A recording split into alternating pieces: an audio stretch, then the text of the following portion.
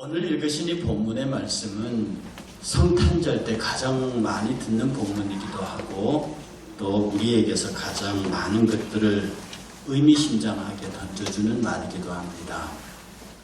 제가 성탄절 설교를 준비하고 있는데 지난번에 우리 교회 특강을 다녀가셨던 전 서울 장신대 총장이셨던 문성모 목사님이 저한테 자기가 쓴 글 하나를 보냈습니다.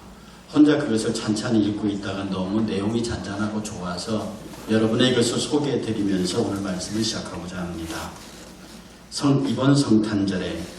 이번 성탄절에는 눈이 왔으면 좋겠다. 흰 눈을 맞으면서 그 하얀 순백의 빛깔을 마음에 그리며 새해를 맞이하고 싶다. 이번 성탄절에는 흘러간 영화 벤허를 한 번 더 볼 수 있었으면 좋겠다. 영화를 보면서 아기 예수 탄생인 목적인 십자가의 의미를 새기고 싶다. 이번 성탄절에는 소박한 캐롤 찬송 고요한 밤 거룩한 밤을 아주 작은 볼륨으로 들었으면 좋겠다. 이 소박하고 정겨운 캐롤을 만든 작곡자의 에피소드와 함께 소박한 처음 신앙을 회복하는 성탄의 밤을 맞고 싶다. 이번 성탄절엔 찰스 디킨스의 짧은 소설 크리스마스 캐롤이 TV에서 방영되었으면 좋겠다. 주인공인 구두쇠 스크루지가 유령을 만나 모든 사람들에게 손가락질 당하는 비참한 자신의 모습을 깨닫고 자신의 과거, 현재, 미래를 알게 되면서 잘못된 행실을 반성하고 새 사람이 되어 종업원에게 선물도 주고 월급도 올려주는 사람으로 변했듯이 남을 향한 나의 모습에 긍정적인 변화가 일었으면 좋겠다. 이번 성탄절에는 방 안에 촛불 하나를 켜놓고 성탄에 관한 성경의 장면들을 읽어나갈 조용한 시간을 가지면 좋겠다. 마리아, 요셉, 목자들, 동방박사들, 시몬, 안나 등 아기 예수를 처음 보고 경배한 사람들 틈에 끼어서 나도 고개 숙여 진정한 세상의 구세주로 오신 예수님께 머리를 숙이고 겸손한 마음으로 따르고 싶다. 이번 성탄절에는 집에서 가장 좋은 방을 비워서 마구간과 구유를 만들고 강보에 쌓인 아기 예수 인형을 하나 장식하여 첫 성탄의 감격을 실감했으면 좋겠다. 아기 예수를 가정에 모시고 그분의 탄생을 생생하게 현실감 있게 느껴보고 싶다. 이번 성탄절엔 새벽송을 도는 교회가 있는 시골에 가서 함께 집집마다 새벽송을 돌고 옛 추억을 되새길 수 있었으면 좋겠다. 산업화의 물결 속에서 너무 인성이 메말라 가고 있는 현대인의 생활에 추억의 따스한 온기를 전해주고 싶다. 이번 성탄절에는 작은 카드에 예쁜 글씨로 사랑의 메시지를 담아 보내면 좋겠다. 그동안 마음으로 미워했던 사람들에게 화해하고 웃으며 손을 잡을 수 있고 그렇게 아기 예수를 영접하고 싶다. 이번 성탄절에는 내가 알고 있는 사람 중에서 가장 어려운 사람의 손에 용기를 얻을 수 있는 선물을 쥐어주고 싶다. 내가 받은 가장 귀한 선물인 예수 그리스도의 사랑을 실천하는 마음으로. 이분이 크리스마스를 준비하면서 글을 잘 쓰시는 분인데요.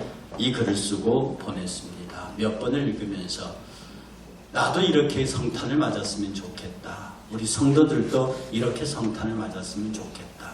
화려하고 요란하지 않으면서도 정말로 우리 모두가 공유할 수 있는 겸손한 성탄을 맞았으면 좋겠다 하는 그런 생각을 가지면서 이 글을 읽어드렸습니다. 하나님은 인간을 처음 지으실 적에 세 가지 권리를 주었습니다. 하나는 왕의 권세입니다. 만물을 지배하고 다스리는 왕의 권세를 주었습니다. 두 번째 주신 권세가 이 왕의 권세를 행사하기 위해서 그 왕의 왕 되시는 하나님의 뜻을 어떤 존재보다 먼저 알 수 있는 먼저 알 수 있는 선지자권을 주셨습니다. 그래서 인간은 왕권을 가졌고 그 왕권을 행사하기 위해서 선지자권을 받았습니다. 그리고 이 왕권과 선지자권을 가지고 모든 만물들을 모아서 하나님께 예배할 수 있도록 제사장권을 받았습니다. 이때는 사주의 제사가 아니라 찬양과 경배의 제사입니다.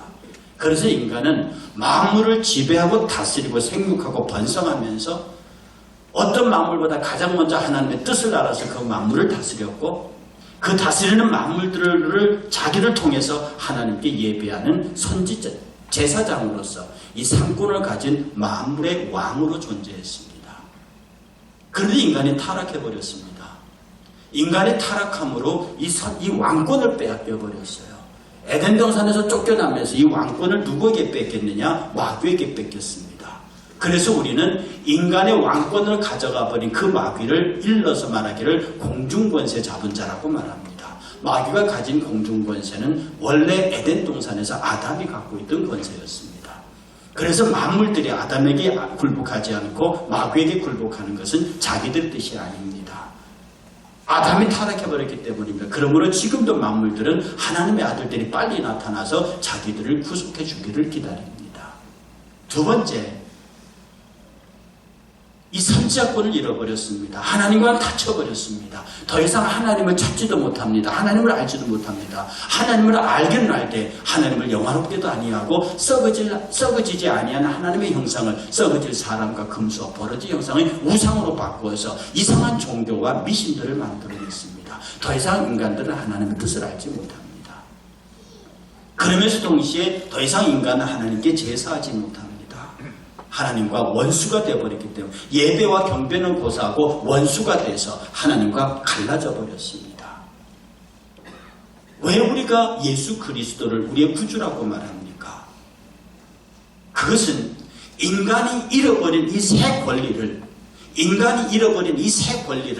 되찾아 주셨기 때문입니다. 우리가 예수 그리스도를 나의 구세주로 믿는다는 뜻은 뭐냐면 인간이 잃어버린, 내가 잃어버린 이 세 가지 권리를 예수께서 되찾아 주시는 겁니다. 인간이 어떻게 잃어버렸느냐? 선악을 알게 나무 열매를 쳐다보니 먹음직하고 지혜롭게 할 만큼 탐스럽단 말입니다. 그렇게 해서 그 선악을 알게 나무의 열매를 먹어요. 그것은 하나님께 도전했다는 말입니다. 하나님과 같이 되겠다고 하는 뜻이었어요. 첫째 아담은 그렇게 망했습니다.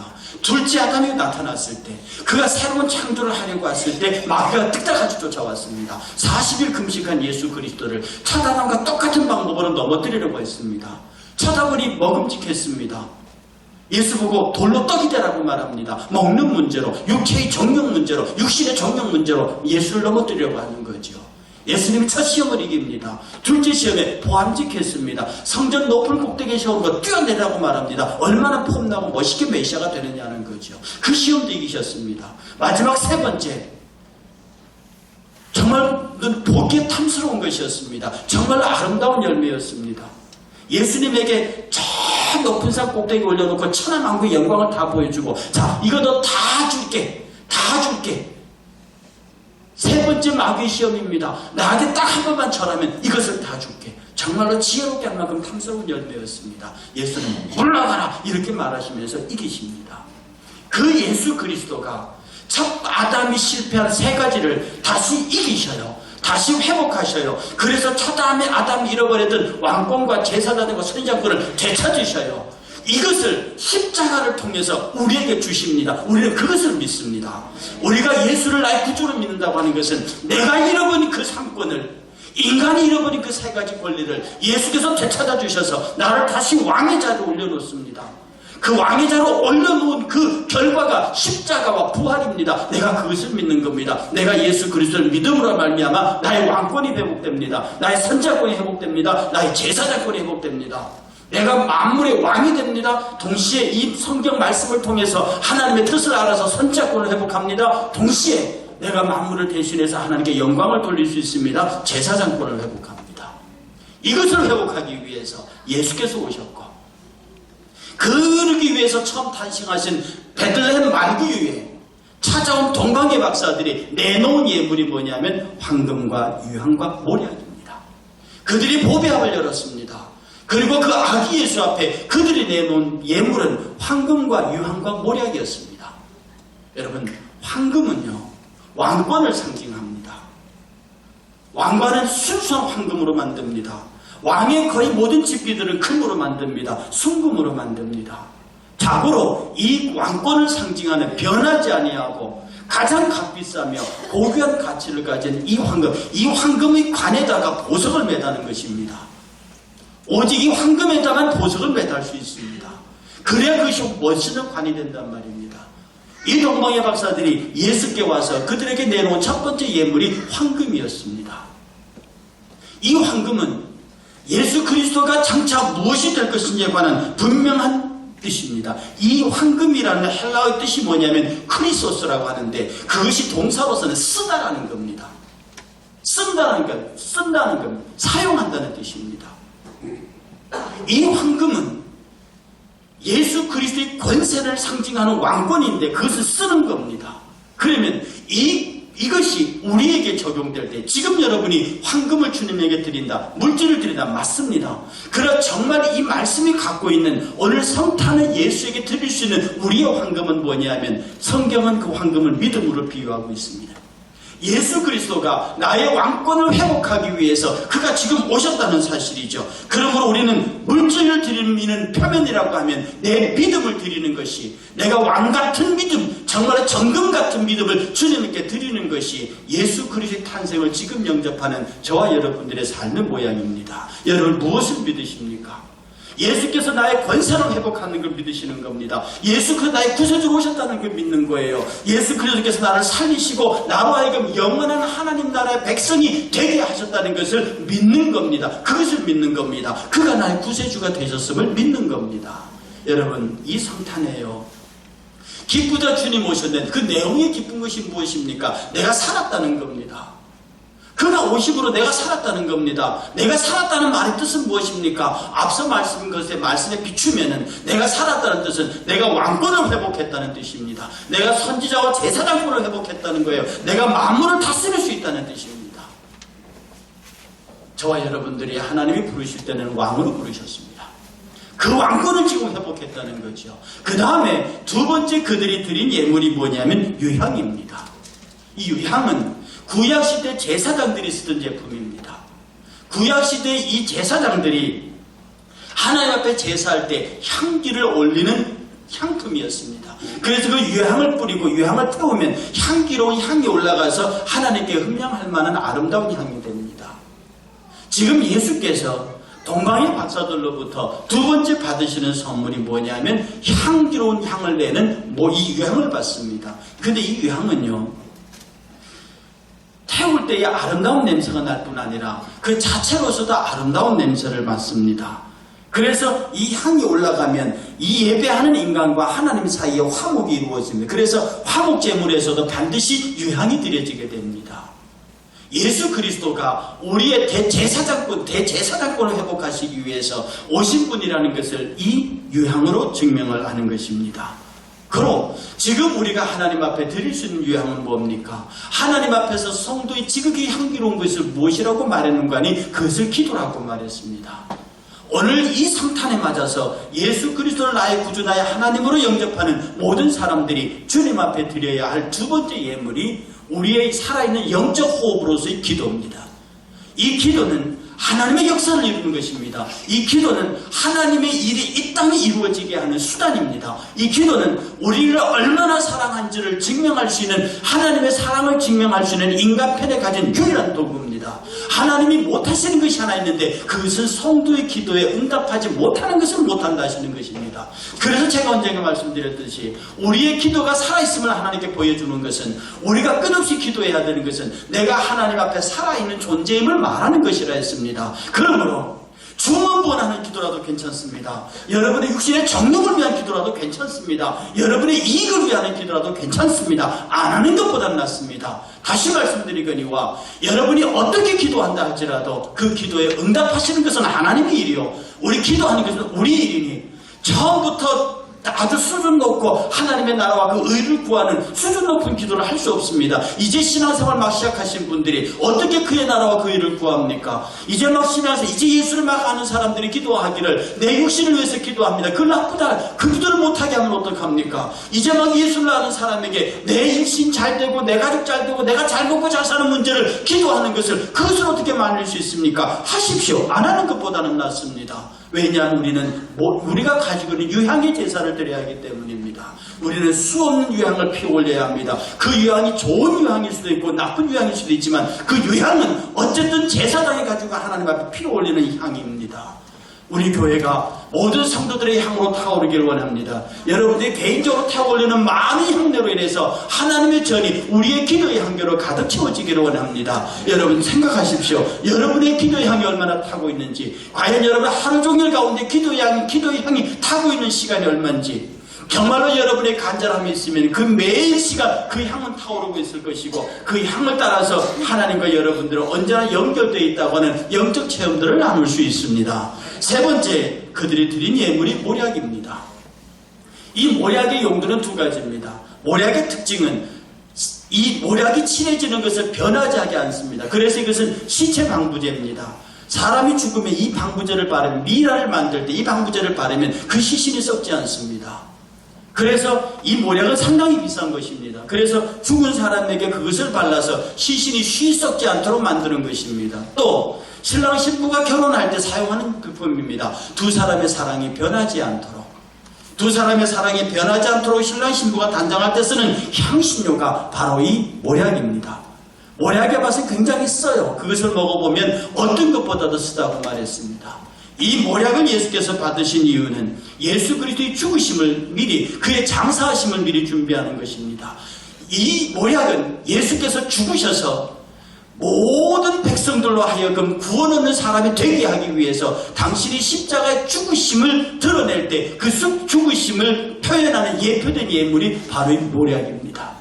그러므로 모략은 변하지 않은 그리스도의 사랑을 말합니다. 이 모략은 변하지 않고 지구주순함에 계속되는 그리스도의 사랑이 우리에게 전파되어지기를 위해서 드려진 예물이 바로 이 모략입니다. 그러면 지금 우리가 드릴 수 있는 모략은 무엇입니까? 지금 우리도 동방의 박사와 같이 주님 앞에 드릴 수 있는 모략은 변하지 않는 사랑입니다. 변하지 않은 헌신입니다. 변하지 않은 우리의 사랑은 어떤 모양으로 날마다 드러납니까? 내가 죽음으로 가능합니다. 내가 그리스도 예수 안에서 나는 날마다 죽노라, 주를 위하여 죽노라, 복음을 위하여 죽노라, 내가 사나 죽으나 그리스도를 위하여 라고 하는 말 속에서 우리는 끊임없이 주님 앞에 모략을 드리는 삶을 삽니다. 오늘 성탄을 맞는 저와 여러분들에게서 무슨 생각을 할 수 있느냐? 나는 지금 과연 예수에게 어떤 성탄 예물을 드릴 수 있느냐?